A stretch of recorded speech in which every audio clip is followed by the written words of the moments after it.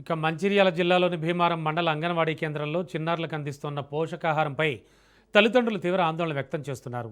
అంగన్వాడీ కేంద్రం నెంబర్ 5లో చిన్నారులకు పాడైపోయిన గుడ్లు, పురుగులు పట్టిన పప్పు పంపిణీ చేస్తున్నారని ఆరోపించారు.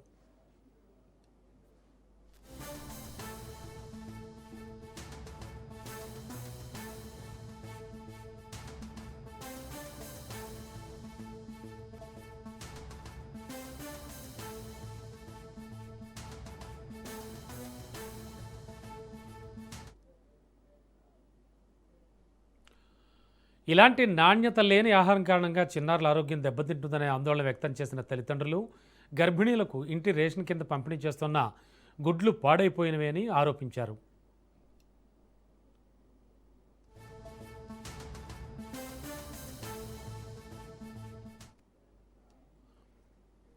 ఈ విషయంపై సంబంధిత అధికారులకు పలుమార్లు ఫిర్యాదు చేసినప్పటికీ స్పందన లేదని వారు అసంతృప్తి వ్యక్తం చేశారు. అంగన్వాడీ కేంద్రంలో పంపిణీ చేస్తున్న ఆహార పదార్థాల నాణ్యతను వెంటనే పరిశీలించి లోపాలుంటే బాధ్యులపై చర్యలు తీసుకోవాలని, చిన్నారులు, గర్భిణీలకు నాణ్యమైన పోషకాహారం అందేలా చర్యలు చేపట్టాలని తల్లిదండ్రులు డిమాండ్ చేస్తున్నారు.